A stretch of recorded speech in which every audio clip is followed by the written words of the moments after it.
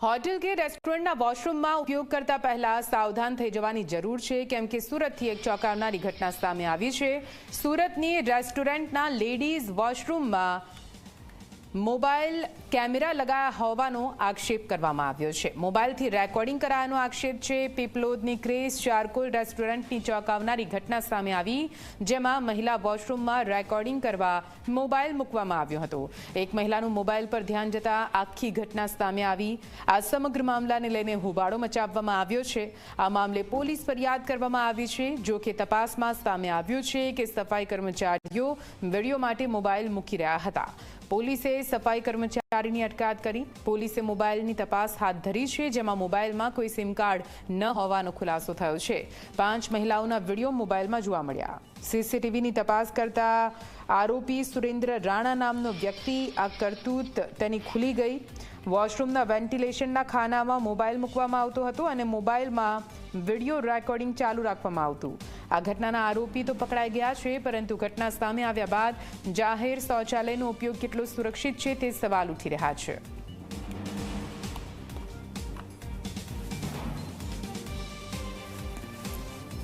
बहन washroom use करने गए तो वॉशरूम में ऊपर वेंटिलेशन की जो जाली होती है, उस जाली में उन्हें कोई कैमरे जैसी चीज़ दिखाई दी, तो उन्होंने कमोड की सीट के ऊपर चढ़ के देखा तो वहाँ पे एक मोबाइल फ़ोन जिसका वीडियो रिकॉर्डिंग चालू था, ये उन बहन को मिला। तो उन्होंने तुरंत आके रेस्टोरेंट के मैनेजमेंट के साथ में बात की, उनको बताया कि इस तरह की ये है, तो साथ में मिलके उन्होंने चेक किया। और जब वो चेक करने गए तब भी वहाँ पे एक सफाई जो पुरुष सफाई कर्मचारी था वो वहाँ पे उसी वॉशरूम की सफाई कर रहा था। तो उन लोगों ने तुरंत पुलिस को इन्फॉर्म किया। पुलिस गई। पुलिस जाने के बाद में सीसीटीवी चेक किए कि कौन अंदर गया, इस दौरान कौन बाहर आया।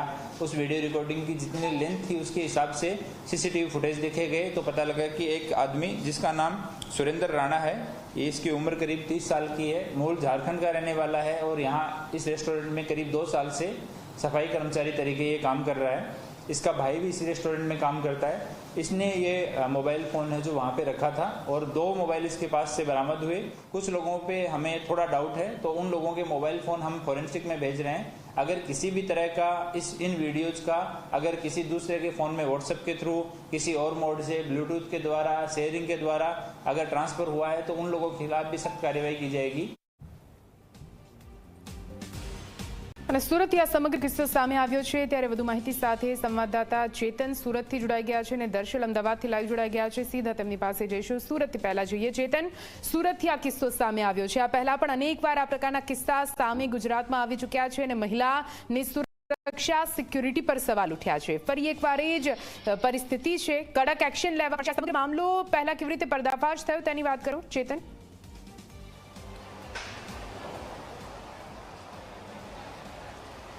जी निधि, सूरत शहर की बात करो तो सूरत शहर में खूब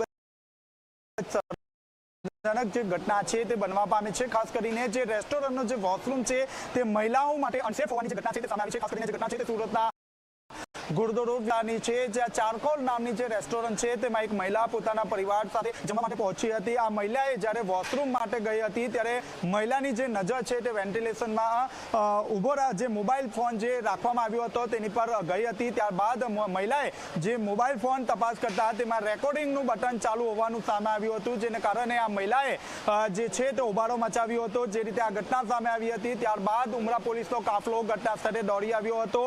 तात्कालिक धोरणे तमाम जे कर्मचारीओ छे तेमना मोबाइलनी तपास हाथ धरवामां आवी हती। आ साथोसाथ जे सीसीटीवी फूटेज छे तेनी पण चकासणी हाथ धरवामां आवी हती। सीसीटीवी फूटेजमां जे स्थानिक जे कर्मचारी छे सुरेंद्र राणा जे वॉशरूम छे ते वॉशरूम पासेथी निकळतो होवानुं सामे आव्युं हतुं, जेने कारणे पोलीसे तेनी पण अटकायत करी हती। पोलीसे ज्यारे तेनी पूछपरछ हाथ धरवामां आवी हती त्यारे तेने वातनो स्वीकार करवामां आव्यो हतो के तेने ज आ जे मोबाइल छे ते मोबाइल फोन जे वॉशरूम छे ते वॉशरूममां मूक्यो हतो। पोलीसे ज्यारे आ तेनी पासे બંને મોબાઈલની તપાસ હાથ ધરી હતી ત્યારે એક મોબાઈલમાં જે સિમ કાર્ડ હતો ત્યારે અન્ય જે મોબાઈલ જે રેકોર્ડિંગ ચાલુ હતું તેમાં સિમ કાર્ડ વગરનો હતો। જ્યારે પણ આ વિડીયો લેવાના હોય છે ત્યારે મોબાઈલ ટ્રાન્સફરિંગથી જે સિમ કાર્ડ વાળો જે મોબાઈલ હતો તેમાં લઈ લેતો હતો। આ સાથોસાથ પોલીસે જે તેના જે ઘર છે તે ઘર પર પણ તપાસ હાથ ધરી છે। ઘરમાંથી જે સ્પાય કેમેરા છે તે સ્પાય કેમેરા પણ મળી આવ્યા છે। આ સાથોસાથ જ્યારે તેના મોબાઈલની તપાસ હાથ ધરી ત્યારે અન્ય જે 4 જેટલા જે વિડીયો છે તે પણ મળી આવ્યા છે। હાલ તો પોલીસે જે મોબાઈલ છે તે FSLમાં મોકલી આપ્યો છે અને વધુ તપાસ હાથ ધરી છે. સૌથી મહત્વની વાત છે કે અન્ય કોઈ કર્મચારી સંકળાયેલા છે કે કેમ તે અંગે જાણવા માટે જે શંકાસ્પદ જે કર્મચારીઓ છે તેના મોબાઈલ પણ FSLમાં મોકલી આપવામાં આવ્યા છે. જી નિધિ. બિલકુલથી ચેતન, તો આ મામલે હવે શું કઈ કાર્યવાહી થાય છે તે જોવાનું રહેશે. જોડાયેલા રહેજો. આપણી સાથે દર્શલ પણ જોડાયેલા છે અને આપણી સાથે સોનલ જોશી પણ જોડાયેલા છે. તેમની પાસે આપણે જઈશું. પણ દર્શલ, પહેલા આપની પાસે આવીશ. આપની પાસે કેટલાક મહિલાઓ દેખાઈ રહ્યા છે. આ પ્રકારના સતત કિસ્સાઓ વધી રહ્યા છે જે માનસિક વિકૃતતા દર્શાવી રહ્યા છે. મહિલાઓનું આ કિસ્સાને લઈને શું માનવું છે? મહિલા આખરે કેટલી સુરક્ષિત?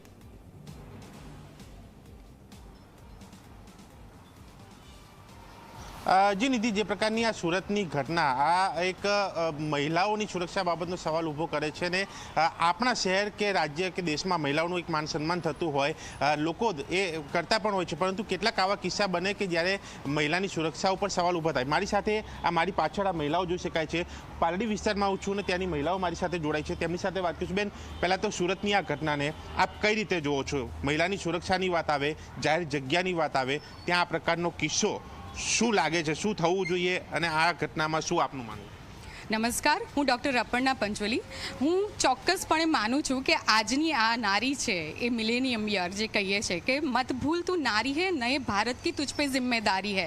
તો ખાલી શિક્ષણ ક્ષેત્રમાં જ જો આપણે સંકળાયેલા હોઈએ અને અવેરનેસ પ્રોગ્રામ કરતા હોઈએ તો આપણી એક ફરજ એવી પણ છે કે દરેક નારી એ આવનારા સમયને અને આવનારી નાની બાળકી હોય કે પ્રૌઢાવસ્થા સુધીની જે મહિલા હોય એ દરેકે પોતે શસ્ત્રથી સજ્જ તો ન થઈ શકે તો પણ એવી સેફટી સુરક્ષાથી તો પોતે સેલ્ફ ડિફેન્સ ટેકનિક્સ કે જે કહી શકે કે એનાથી પણ સજ્જ હોવી જોઈએ, એ જ્ઞાન હોવું જોઈએ.